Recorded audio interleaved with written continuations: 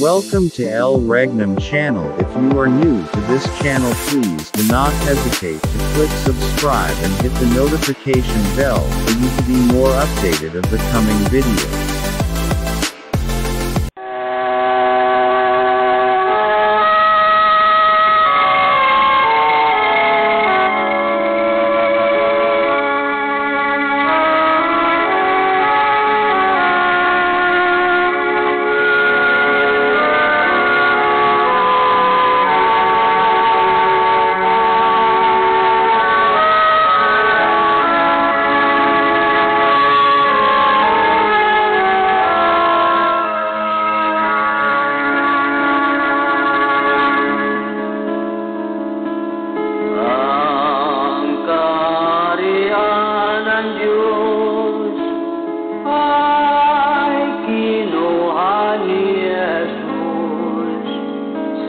Lumang Jerusalem,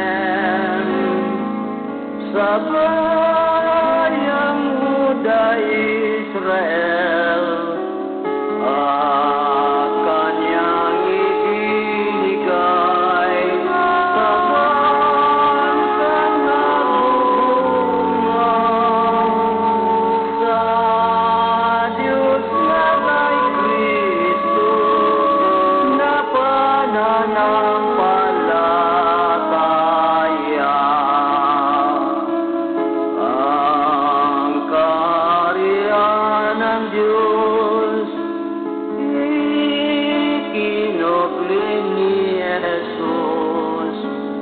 Hanapin natin ang bagong Jerusalem.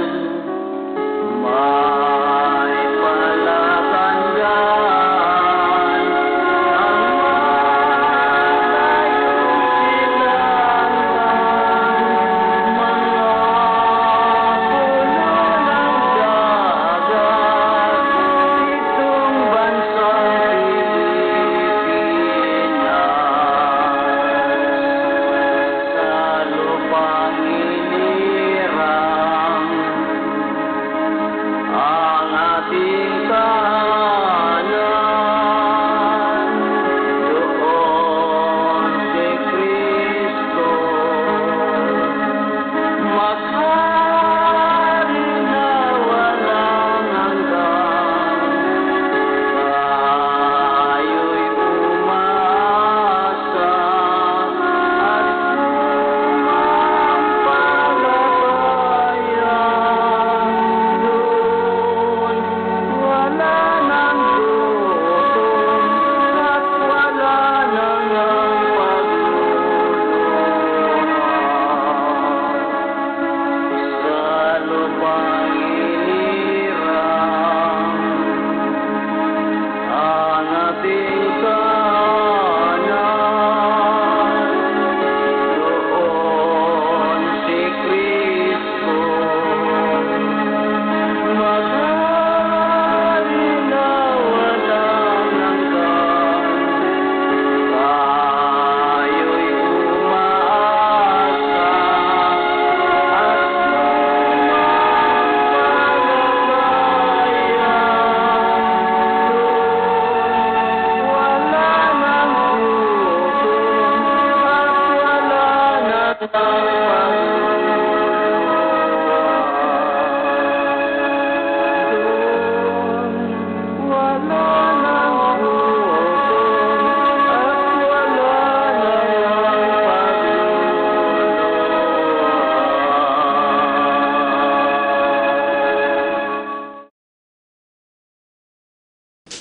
pagluluha. Pasasalamat at pagpupuri sa aming mahal na dakilang guro, ang aming Supreme Founder of the Kingdom of God, His Majesty, Supreme King Philemon Ondok Riam Bonanza. At ganun din po sa aming mahal na Pangulo, mahal na Prinsipe Rocky Y. Riam Bonanza, na siya po ang President ng The Royal Alpha Omega Ring Trading Corporation. At sa kanyang kapatid, walang iba, si Hari Adolfo B. Riam Bonanza, na siya po ang aming President ng Philippine Deuterium Development and Management Corporation. At ganoon din po sa mga aming mga 5 nanay, yung 5 spiritual mothers na nasa Dapitan Shrine City. Yan. Magandang gabi po sa inyo mga nanay. At ganoon din po sa lahat ng mga 12 tribes. Yan. Sa 12 apostoles, mga board of directors sa buong Pilipinas mula Region 1 hanggang Region 12, na dito na nakabilang ang aming regional director ng Region 2, Ari Edgar Valor Ligutom, at sa kanyang Reyna Ros Padillo Ligutom. So magandang gabi sa inyo, Ari at Reyna, at sa lahat po ng mga 70 prophets buong Pilipinas, sa lahat ng mga municipal leaders, barangay leaders down to pro. At sa lahat po ng mga prinsipe at mga prinsesa. At sa mga kapatid po natin na nasa ibang bansa. Ang aking ina si Reyna Shirley Del Rosario at si Prinsesa Laribel Baltasar. So, magandang gabi sa inyo, Reyna at Prinsesa. At sa aming kapatid na umuwi sa kanilang mga probinsya. Yan. Si Harry Roger Pagumpana sa Butuan City. Magandang gabi, Hari. At sa kanyang prinsipe na nasa Sabela Negros Occidental. Yan, magandang gabi sa iyo, friends. Okay, so sa gabing ito, ito yung araw na kung saan ito yung pagkorona ng aming mahal na dakilang guro. Kaya ito yung 18th crowning anniversary ng aming mahal na dakilang guro, Mahal Laring Filimon Ondok Riambonanza. Okay, so happy anniversary yan sa pagkorona. Na ito yung tunay na nagdala ng kaharian ng Diyos, mga kapatid. Kaya sa gabing ito, kami na naman po ay magpahayag muli sa inyo ng nakatagong lihim sa banal na kasulatan, sapagkat sinalita pa ito ng Diyos sa mga talinhagang salita na walang ibang nakapagbigay kahulugan liban lang ang aming mahal na dakilang guro. Siya lang ang nakapagbigay kahulugan, yung katotohanan, mga kapatid, na sinalita pa ng Diyos sa mga talinhagang salita. Yan, dyan niya itinago sa mga talinhagang salita. Kaya sa gabing ito ay muli ibabahagi na naman po namin sa inyo ang tungkol pa rin sa mga plano ng Diyos sa ating daigdig, sa mundo. Yan. Ano ba itong plano ng Diyos? Ang plano ng Diyos ay magtayo ng kaharian sa daigdig. Na gumamit ang Diyos ng mga unang kaharian, subalit sila ay natapos na. Natapos na sila ng unang kaharian sa daigdig, yung bansang Babylonia. Pangalawa, yung Medo-Persia. At ang pangatlo, yung bansang Greece. At ang pang-apat,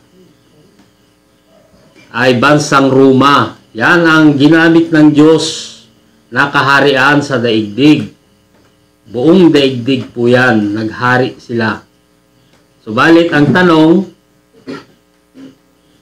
natapos na po ba sila? Natapos na. Wala na ang kaharian sa daigdig. Ngayon, yung plano ng Diyos ay nagtuloy po ba? Nagtuloy. Nagtuloy ang plano ng Diyos na ginamit ang ating Panginoong Hesukristo.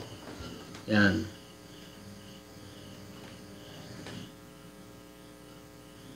Ang ating Panginoong Hesukristo ay ang kanyang dala, kaharian ng Diyos. Mga kapatid, na kanyang ipinapangaral doon sa bansang Israel ang mabubuting balita tungkol sa kaharian ng Diyos. Subalit ang tanong, tinanggap po ba siya? So, hindi tinanggap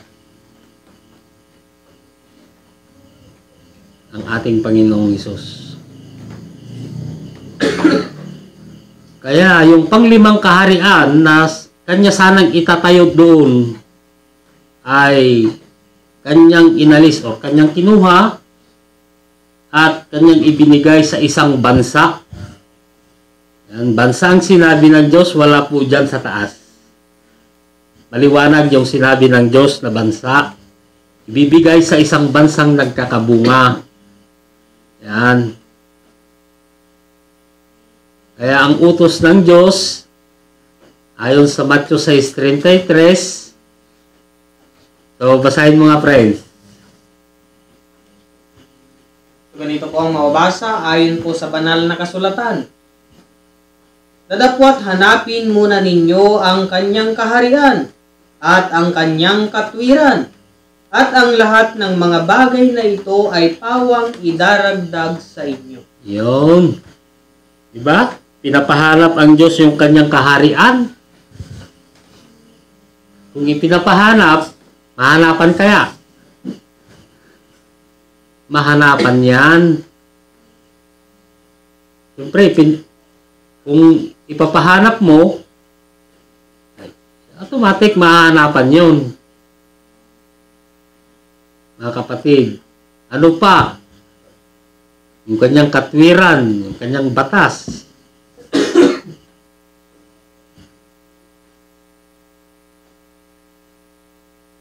At ang lahat ng mga bagay na ito ay pawang idaragdag sa inyo. Ano yung karagdagan na ibibigay ng Diyos? Mga kapatid, yung bibigay ng Diyos na karagdagan is yung buhay. Buhay na walang hanggan. Yan. Yan ang ibibigay ng Diyos na karagdagan. Mga kapatid. Kaya nga, ayon sa banal na kasulatan, sa Gawa 14:22. So ganito po ang mababasa ayon po sa banal na kasulatan. Na pinatitibay ang mga kaluluwa ng mga alagad, at inaaralan sila na magsipanatili sa pananampalataya, at sa pamamagitan ng maraming mga kapighatian ay kinakailangan magsipasok tayo sa kaharian ng Diyos. Yan. Mga kapatid. Kaya sa mga kapighatian, yung pagdaranas ng kapighatian, ay talagang magtiis. Magtiis po tayo. Talagang daranasin po natin yung mga maraming kapighatian. At magsipasok tayo sa kaharian ng Diyos. mga kapatid. Kaya sa gabing ito, ang ating pag-uusapan o ating tema ay kung nasaan ang kaharian ng Diyos. Sapagkat yung kaharian na itatayo ng Diyos doon sa bansang Israel ay inalis at ibinigay sa isang bansang nagkakabunga. So, kaya ngayon ay papatunayan ko rin sa inyo na dito nga talaga sa bansang Pilipinas ibinigay ng Diyos ang kanyang kaharian. So, basahin po natin sa Isaiah 2:4. Basa, friends. Ganito po ang mababasa ayon po sa banal na kasulatan. At siya'y hahatol sa gitna ng mga bansa at sasaway sa maraming tao at kanilang pupukpukin ang kanilang mga tabak upang maging mga sudsod. At ang kanila namang mga sibat ay maging mga karit. Ang bansa ay hindi magtataas ng tabak laban sa bansa o mga gaaral pa man sila ng pakikipagdigma. So, yan po ang nabasa sa banal na kasulatan. Ang tabak, sudsod, sibat at karit. Yan. Yan po ay ginamit ng Diyos sa banal na kasulatan na talinhagang salita kung nasaan ang kaharian ng Diyos, mga kapatid. Na ito ay parables sa banal na kasulatan. Kaya kung ating babalikan sa taong 1935, yan. 1935. Ang tanong, sa taong 1935, sino po ang naging presidente sa taong 1935? So, wala pong iba kundi si Manuel Quezon.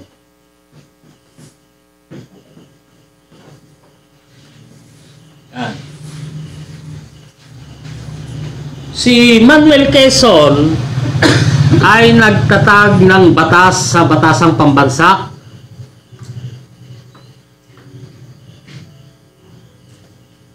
Nagtatag siya ng batas na Article 1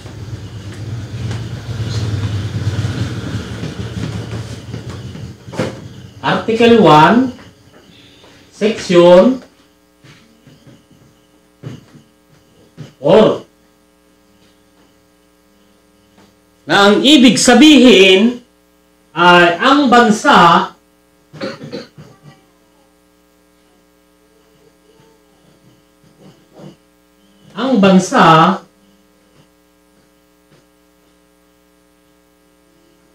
ay hindi laban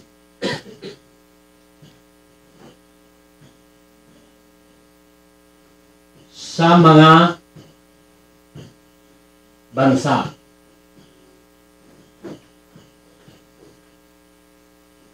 Ang tanong, natupad po ba, mga kapatid?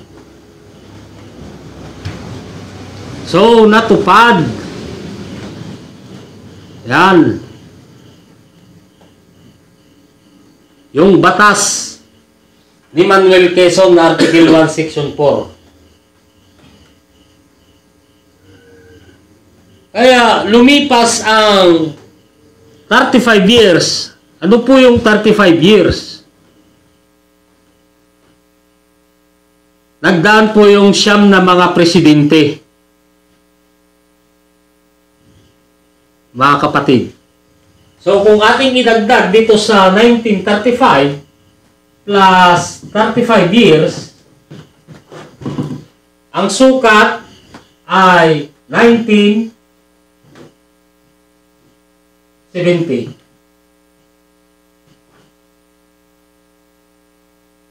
Yan, 1970. Sa taong 1970, sino ang presidente or pangulo sa taong 1970? So, walang iba ang ating Pangulong Ferdinand Marcos.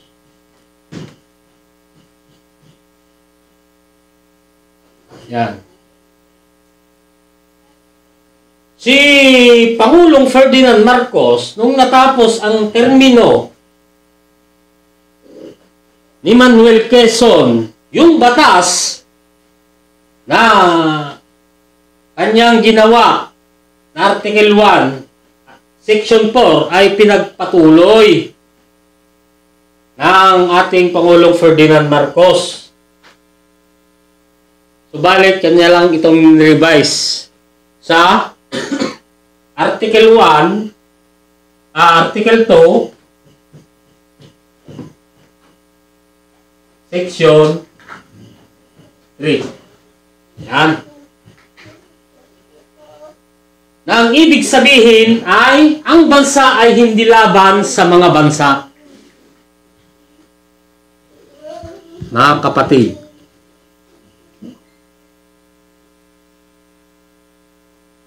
kaya't lumipas ang 2 taon, kung ating idagdag dito, sa taong 1970, yung 2 taon, kung ating susukatin, ang sukat is 1972.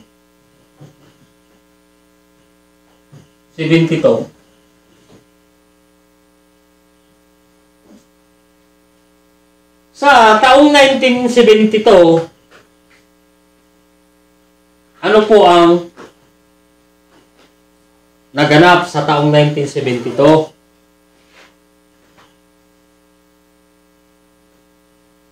Ito yung tinawag na martial law. Yan. Ito yung martial law. 1972. Na ang ibig sabihin, ang lahat ng mga walang kaukulang lisensya ng mga armas o mga baril ay kanya itong ipinakumpiska upang matupad yung hula sa banal na kasulatan, tabak, sudsod, sibat at karit. Ay ipinakumpiska niya lahat yung mga walang lisensyang mga armas o mga baril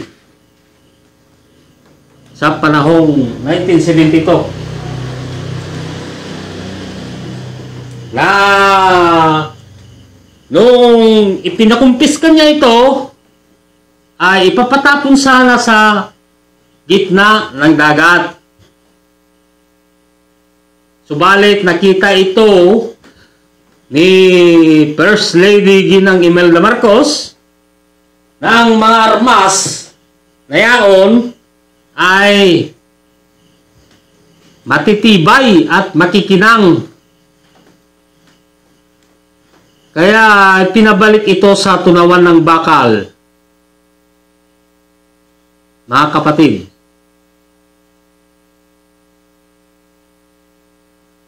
parang ang mga armas na iyon ay gawing tabak, sudsod, sibat at karit na magpasa hanggang ngayon ay ginagamit ng ating mga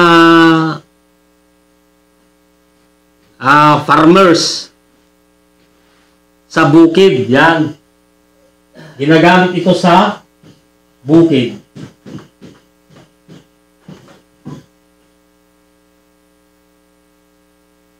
Kaya ang tanong, saan po ito naganap?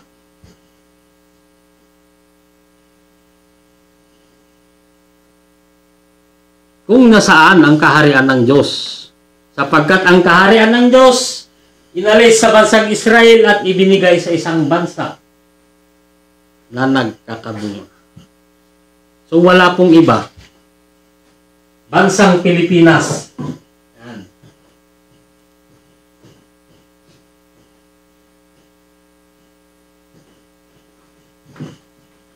Nasaan ang kaharian ng Diyos?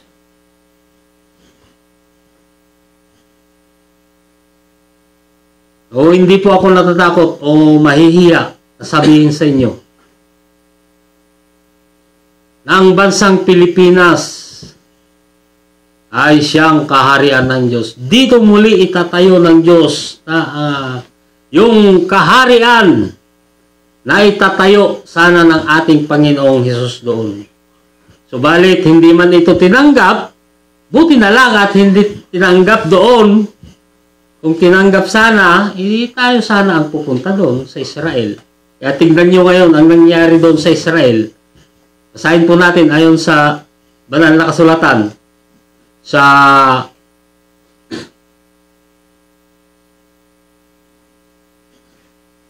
ano ba yun?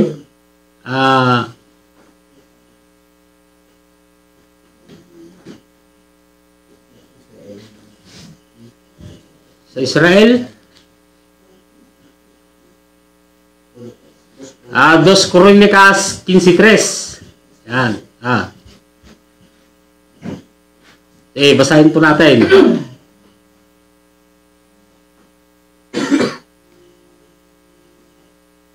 So, ganito po ang mababasa ayon po sa banal na kasulatan. Ngayon nga ang Israel ay malaon ng Diyos na tunay at walang tagapagturong saserdote at walang kautusan. Yun. Wala nang Diyos doon, mga kapatid. At wala nang tagapagturong saserdote. Asan na? Nandito na sa bansang Pilipinas, mga kapatid. Kaya ang nangyari na doon sa Israel, yan, digmaan. Kasi wala nang Diyos doon eh. Wala nang tagapagturo ng kautusan ng Diyos. Kaya dito sa bansang Pilipinas, ito yung tinutukoy ng Diyos na bansang nagkakabunga. Yan. Nagkabunga sa taong 1523. Philippines is a Christian country. Yan, dumami ang nanampalataya sa Diyos or dumami yung naniniwala na si Kristo ay Diyos. Bansang Pilipinas lang po yan. Sige, maghanap kayo ng bansang nagkakabunga kung may mahanapan po kayo. So, wala pong ibang bansang nagkakabunga, bansang Pilipinas. Yan. Dito, binigay lahat ng Diyos. Lahat ng mga kayamanan ng Diyos, pagpapala ng Diyos, kaharian ng Diyos, andito na sa bansang Pilipinas. Kaya mapalad po tayo na tayo po ay nakatira or tayong mga Pilipino. Sapagkat dito na itatayo muli ng Diyos ang kanyang kaharian.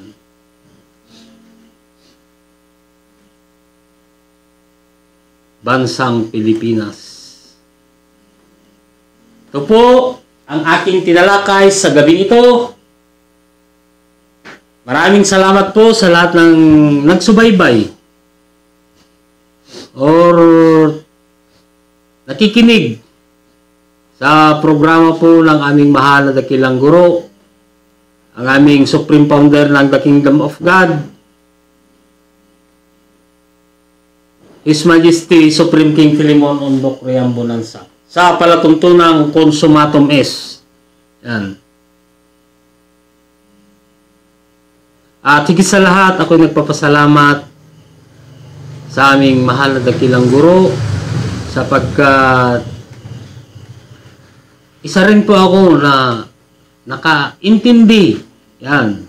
Ganyan lang ang aking naintindihan o naunawaan sa lahat ng mga katuruan na kanyang ibinahagi sa amin. Maraming salamat, mahal na rin, Filimon Dr. Riam Bonanza.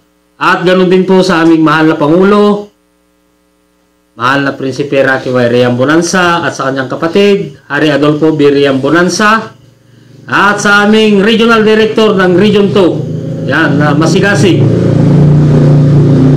Hari Edgar Palor Ligutom, at kasama ang kanyang reyna, Reyna Rose Padillo Ligutom. So, maraming salamat at magandang gabi po sa ating lahat. At isusunod po natin ang isa nating kapatid.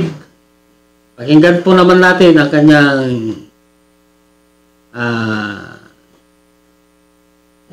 babahagi sa gabing ito. So, walang iba, Reyna Gloria De Leon. Reyna. Salamat, Hari. So, magandang gabi po, mga hari, mga reyna, prinsipe at prinsesa, at sa buong bansa na nakikinig sa atin dito sa Region 2. Live po tayo ngayon dito sa Province of Quirino, Region 2, Mandela. Bago po ako tumalakay, nais ko po munang magbigay pugay sa aming mahal at dakilang guro na walang iba kung hindi ang ating mahal na Haring Filimon Undok Riam Bonanza at sa aming mahal na guro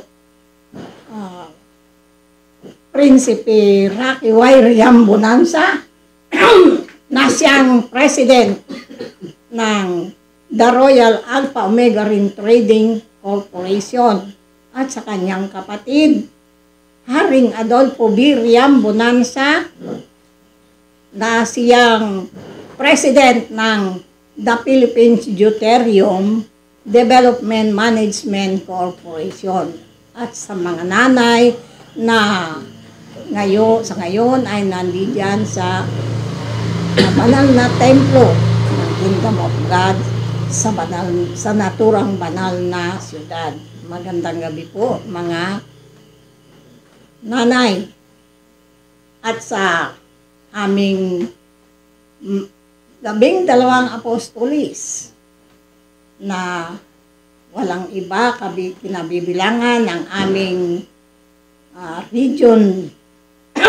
regional director ng Region 2, Haring Edgar Palor Ligutom, at sa kanyang Reyna Rose Ligutom. Magandang gabi po, Hari at Reyna, at nagpapasalamat kami sa masigasig ninyong pagsubaybay sa amin. At ako po ay bumabati pa rin sa aming mga 70 prophets dito sa buong bansa. Lahat ng mga 70 prophets.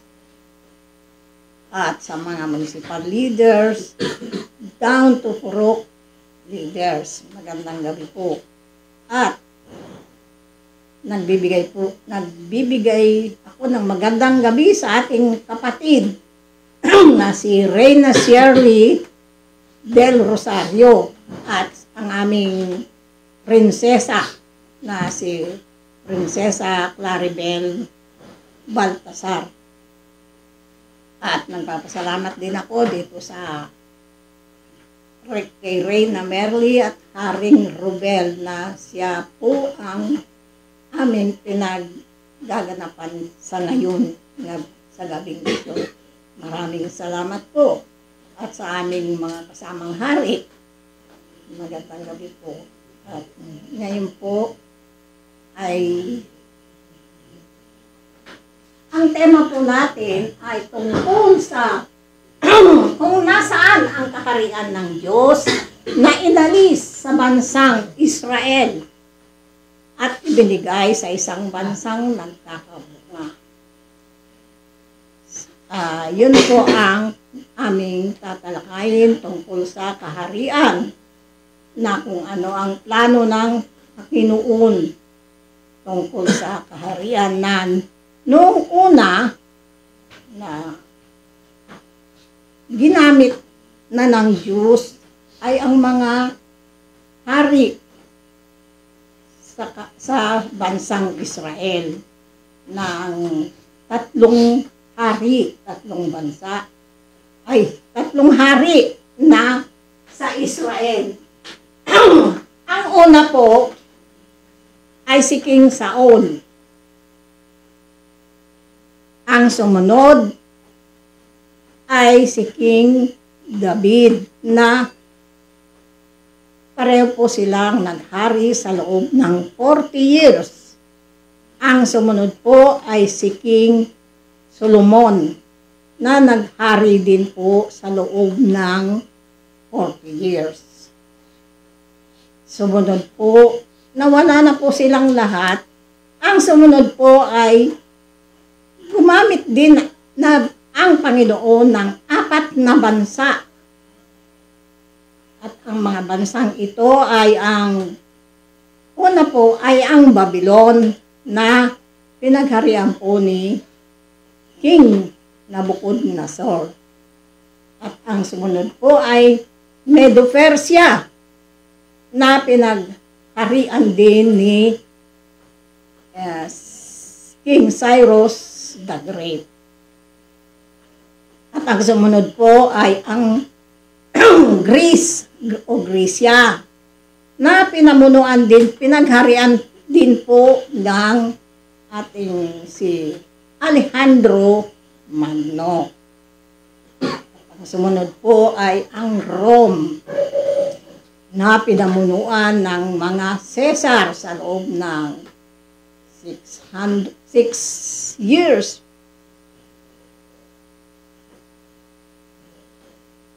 644 years. Kaya natapos na po sila. Ang tanong, mga kapatid, magtatayo pa po ba ang ating Panginoon ng kaharian? Magtatayo pa po, mga kapatid. At ito ay buong daigdigan na ang sumunod na kanyang ginamit ay ang ating Panginoong Jesus doon sa Jerusalem. Doon ay nangaral ang ating Panginoong Hesukristo. Ang tanong, mga kapatid, siya ba ay tinanggap? Ang kanyang aral ay tungkol sa kaharian ng Diyos. Ngunit siya po ay hindi pinaniwalaan. Siya po ay pinarusahan, hinuli, ipinako at pinatay. Kaya nagalit po ang Diyos at kanyang sinabi na, ang sabi ng ating Panginoong Hesukristo, aalisin ko sa inyo ang kaharian at ibibigay ko sa isang bansang nagkakabunga. Sa isang bansang nagkakabunga, mga kapatid. Kaya, wala po siyang binanggit na bansa. Ang bansa dito sa ating ay 300 na bansa. Kaya, saan po kaya yon? Saan po natin hahanapin? Siguro naman, hindi tayo pahihirapan ng Diyos sa paghahanap. Kaya nagbigay po siya ng location sa pamamagitan po ng isang propeta na si Propeta Isaias, na mababasa sa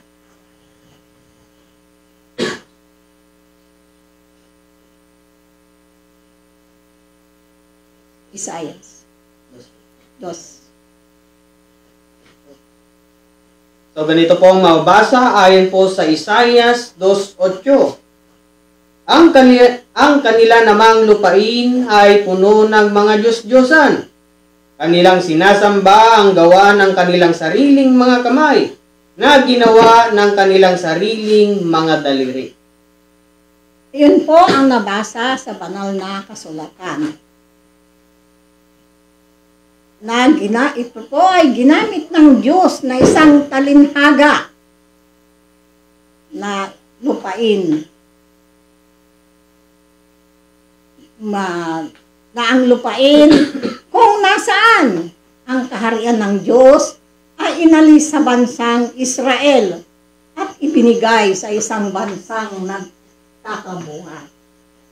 Kaya, mga kapatid, kung tayo ay may lupain, ay dapat ito ay may muhon. Gagawa po tayo ng illustration.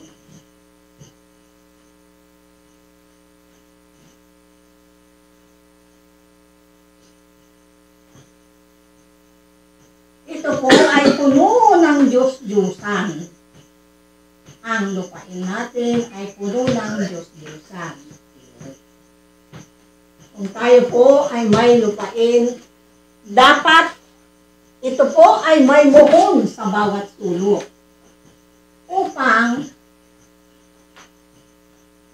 alam natin ang luwang at laki ng ating lupain at dapat meron din tayong itanim o ilagay na anumang bagay sa ating lupain.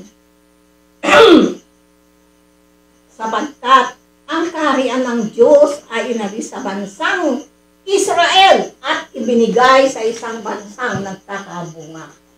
Kaya, halimbawa, ang lupain ni Jacob ay puno ng Diyos-Diyusan na kailangan ding may muhon sa bawat sulok. At kailangan din may muhon sa bawat sulok upang malaman kung gaano kaluwang. Sapagkat ang kaharian ng Diyos ay inalis sa bansang Israel at ibinigay sa isang bansang nagkakabunga, mga kapatid. Kaya, mula hulo, ay mula sa apari hanggang hulo, ang lupain ay puno ng Diyos-Diyusan, mga kapatid. Kaya,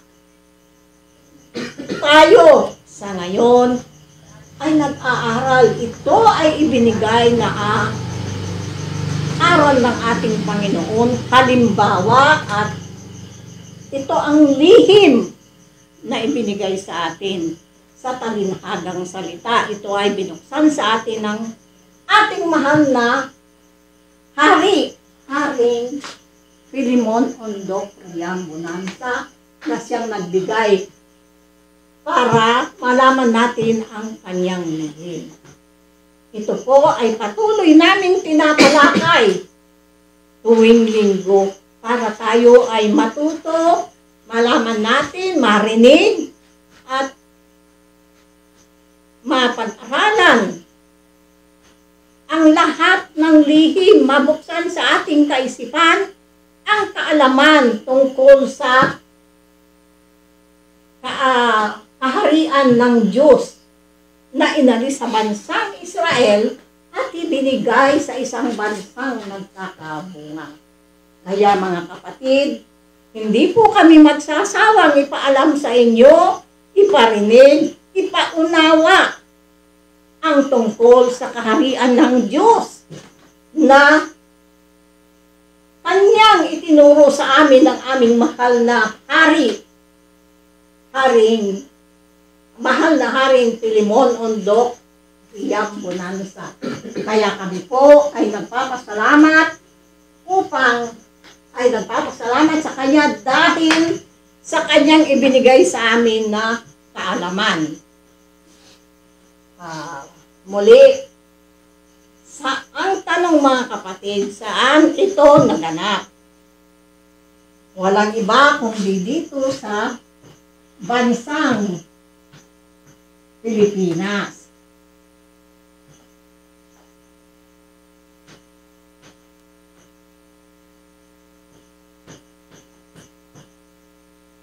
Pilipinas, mga kapatid.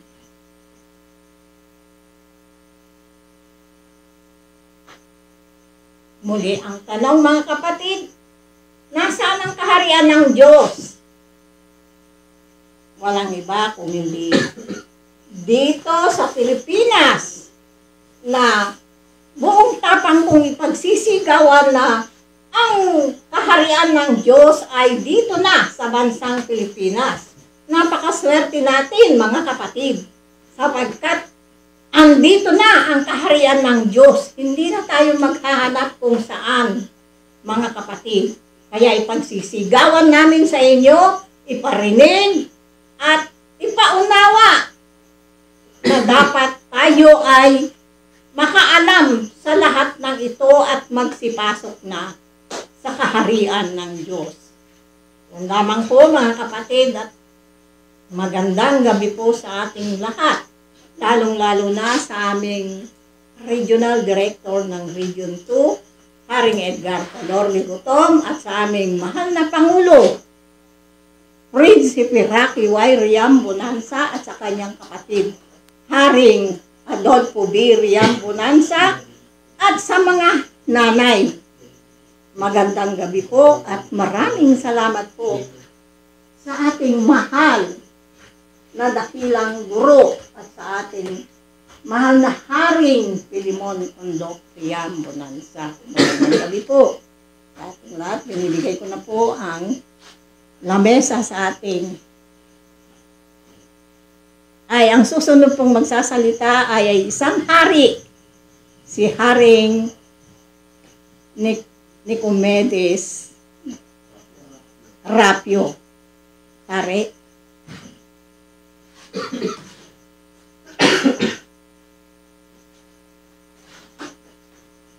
Salamat, Rena.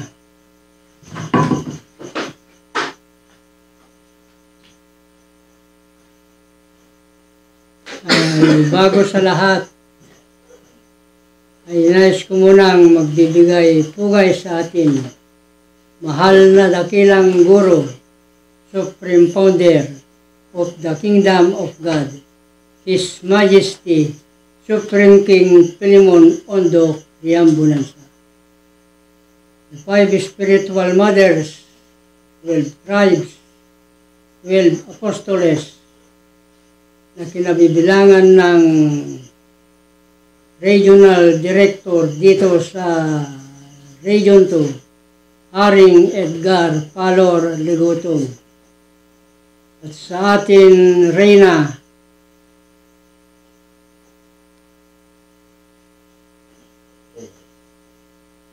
Rose Ligutom. At sa atin, Municipal Barangay Dautupuro. At lubos akong gumagalang sa mahal na prinsipe, Rocky Y. Riam Bonanza, na siyang presidente ng The Royal Alpha Omega Ring Trading Corporation. At sa atin, mahal na Pangulo, Haring Adolfo B. Riam Bonanza, na siyang presidente ng the Deuterium Development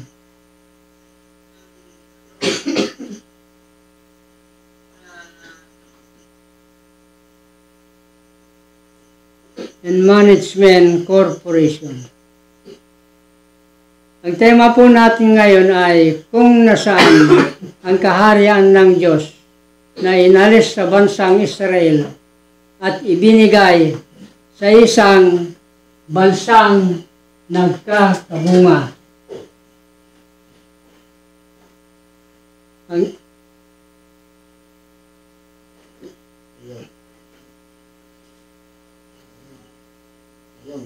Ngayon, patutunayan ko sa inyo na ang bansang Pilipinas ay siyang kaharian ng Diyos. Ayon sa banal na kasulatan, mababasa sa Isaiah 24:15. Ganito po ang mababasa ayon po sa banal na kasulatan. Kaya't luwalhatiin ninyo ang Panginoon sa silanganan, sa makatuwid bagay ang pangalan ng Panginoon, ng Diyos ng Israel, sa mga pulo ng dagat.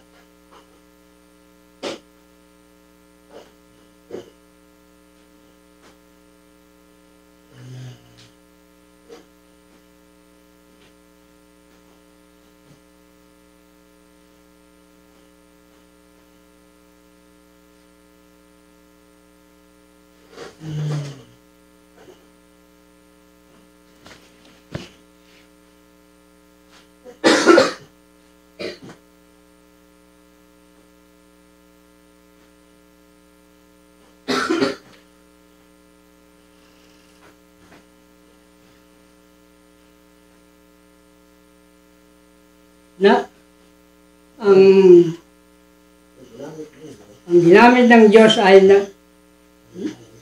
alinhagang salita na kung nasaan ang kaharian ng Diyos na inalis sa bansang Israel at ibinigay sa isang bansang nagkakabunga.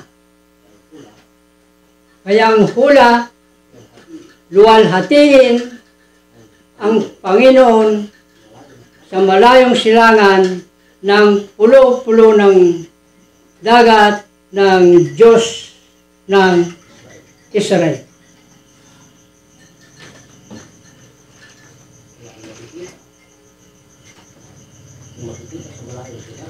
Kaya makikita ang malayong silangan, ang una, bansang Japan.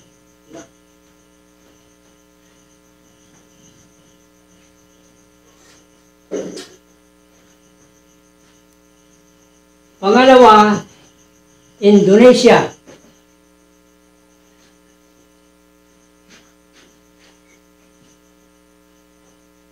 Pangatlo, Malaysia.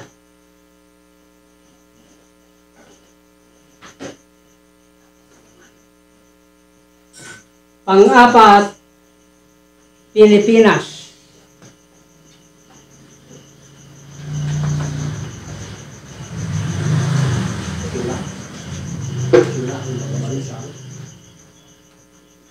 Sila ang mga bansang nasa malayong silangan sa mga pulo-pulo ng dagat. Ang hula ng Diyos, luwalhatiin ang Panginoon ng Israel. Ang tanong,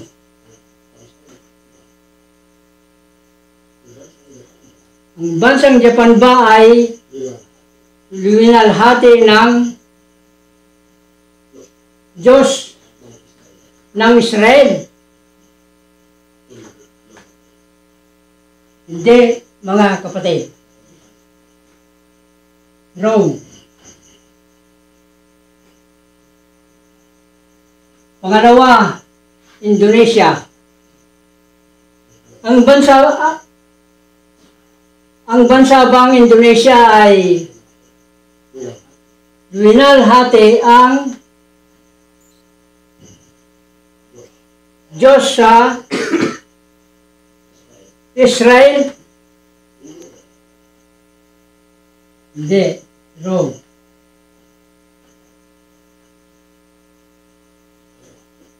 Pangatlo, Malaysia. Puno ba ng Diyos-Diyosan ng Malaysia? Ang tanong, luminalhati ba ang Diyos ng Israel? Hindi.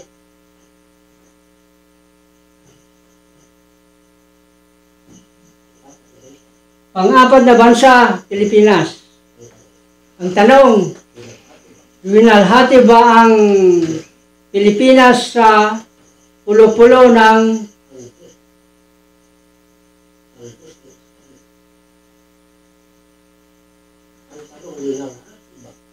ang tanong, winalhati ba ang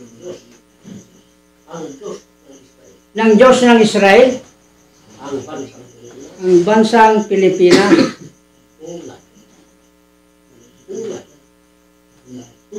Tunay.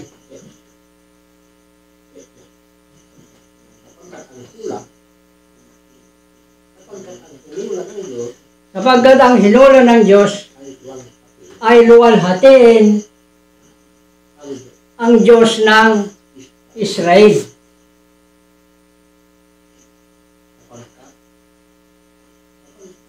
Sapagkat ang kaharian ng Diyos ay inalis sa bansang Israel at ibinigay dito sa bansang nagkakabunga. Ang tanong, nasaan ang kaharian ng Diyos? Hindi na ako mahiya na sabihin na dito sa bansang Pilipinas ang siyang kaharian ng Diyos.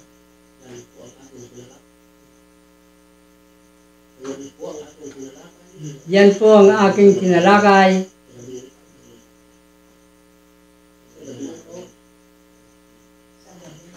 sa gabing ito.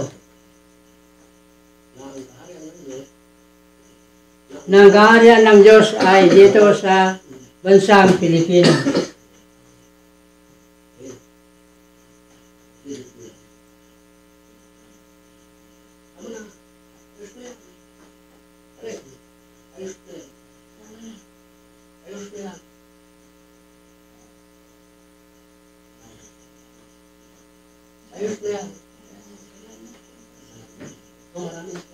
So maraming salamat.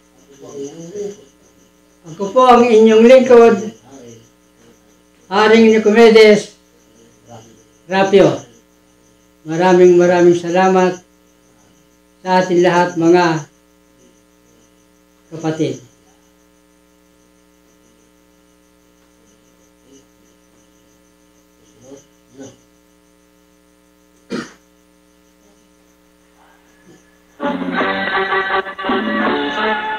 Ang susunod po ay Haring Ramil.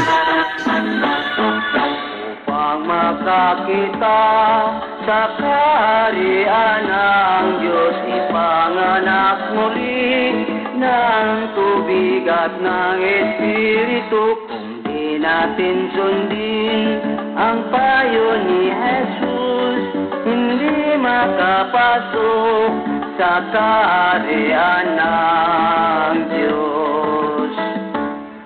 Ang katotohanan, kalayaan ng tao, ito'y nagbibigay ng sagana at habang buhay. Magsisamba tayo sa Diyos Espiritu. Ang kaharian niya ay mamanahin natin.